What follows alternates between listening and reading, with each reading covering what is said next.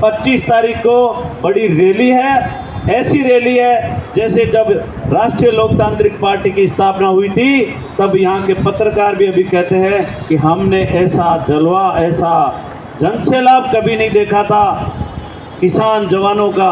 ऐसी हमारी रैली थी जो राष्ट्रीय लोकतांत्रिक पार्टी के स्थापना दिवस की जो रैली थी। मेरे भाइयों, ऐसी ही रैली जवानों की 25 तारीख को इस जयपुर के अंदर गोविंद देव जी की धरती के ऊपर आपको देखने को मिलेगी मेरे साथियों। और वही पत्रकार सरकार वो बोलेगी कि ऐसा युवाओं का जन सैलाब हमने कभी देखा नहीं, जो हनुमान बेनीवाल जी के नेतृत्व के अंदर आपको 25 तारीख को देखने को मिलेगा मेरे साथियों। बातें तो बड़ी बड़ी करते हैं सारे। मोदी जी बीकानेर आए ना, मोदी जी बीकानेर आए हैं, बड़ी बड़ी बातें कर रहे हैं, तिरंगा यात्रा निकाल रहे हैं। मैं सुन रहा था सुबह एक आश्रक वाला जो संवाददाता है वो इंटरव्यू ले रहा था, किसी का पूछ रहा था, तो बीजेपी के कार्यकर्ता ने कहा कि मोदी जी ने ऑपरेशन सिंदूर किया। बताइए, तब फौज की तो जरूरत ही नहीं है, अग्निवीर की जरूरत ही नहीं है, भर्तियां बंद कर दो। जब मोदी जी ने ऑपरेशन सिंदूर कर दिया, आप बताओ कितना दुर्भाग्य है। ये नहीं कह रहे कि हमारी सेना ने पराक्रम दिखाया और पाकिस्तान की सेना को पस्त किया, पाकिस्तान के आतंकी ठिकानों को नष्ट किया, ये नहीं कह रहे। पहले ये कह रहे हैं कि मोदी जी ने ऑपरेशन सिंदूर किया। बहुत गजब की बात है मेरे भाइयों।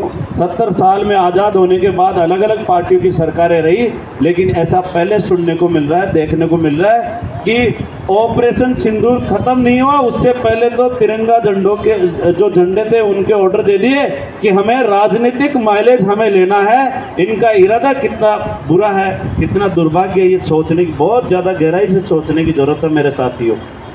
आप बताओ देश किस दिशा के अंदर बढ़ रहा है? सारे के सारे मंत्री ऐसा ही जवाब। जब हाई कोर्ट ने राजस्थान की सरकार से पूछा तो राजस्थान की सरकार ने कहा कि ऐसा ही जो भर्ती है उसके अंदर हमारा मंत्रिमंडल बैठक करेगा। हमने बैठक नहीं की क्योंकि भारत और पाकिस्तान के दोनों के बीच के अंदर युद्ध चल रहा था। तो हनुमान जी ने कहा था ना कि युद्ध लड़ने गए थे यहाँ के मंत्री। सरकार ने क्या जवाब दिया हाई कोर्ट को? आप सोचो इसको गहराई से कि हमारे मंत्री युद्ध हो रहा था उसमें लगे हुए थे।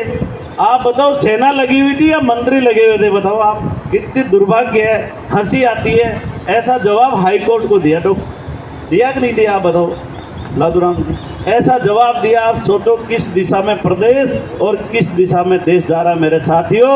आपको मजबूत होने की जरूरत है कि ये छोटी सी जिंदगी है। हनुमान बेनीवाल जी के साथ लड़ाई लड़ेंगे, उनके कंधे मजबूत करेंगे, उनके साथ धूप में बैठेंगे, सड़क पे बैठेंगे, दलित शोषित पीड़ित हर किसी की लड़ाई वो लड़ेंगे, उनके साथ बैठेंगे, तो कम से कम हमारे गांव में तो हमारा नाम रहेगा कि ये वही लड़का है, ये वही इंसान है जो हनुमान बेनीवाल जी के साथ महीने भर तक शहीद स्मारक पे बैठा रहता था। ये वही लड़का है, ये वही इंसान है जो हनुमान बेनीवाल जी के साथ हमेशा लड़ाई में दिखता था। ऐसा अपने गांव वाले कहेंगे, अपने को गर्व महसूस होगा, अपने बच्चों को गर्व महसूस होगा, आने वाली पीढ़ियों को गर्व महसूस होगा कि नहीं मेरे साथियों? आप बताओ। राजस्थान में 200 विधायक है कि जनता की सेवा करे, मौज नहीं ले, लेकिन यहाँ सब मौज ले रहे हैं। एसी के अंदर 550 सांसद है, 200 राजस्थान के विधायक है। पूरे भारत में तो विधायक बहुत सारे होंगे, मुझे संख्या याद नहीं है, लेकिन कोई, मुझे लगता है राजस्थान के सांसदों को 25 को ही ले लो,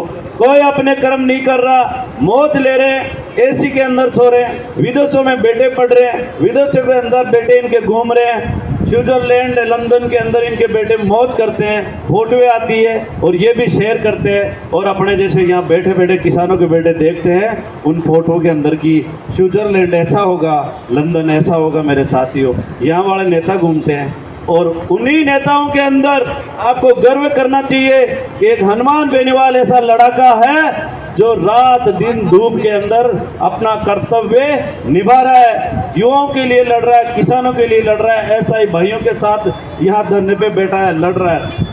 आप देखोगे चारों तरफ तो आपको एक ही नेता नजर आएगा, वो हनुमान बेनीवाल है। अपना 100% जो कर्म बनता है वो कर्म अगर कोई राजस्थान का सांसद या भारत का सांसद कर रहा है तो वो हनुमान बेनीवाल है मेरे साथी। उसी का नतीजा है कि ये जो बुक्स होती है ना, जो सर्वे करती है, उनमें हनुमान बेनीवाल जी का 1 नंबर के ऊपर नंबर आता है मेरे साथी। बड़े गर्व की बात है, ऐसे नेता के साथ अपन बैठे हैं।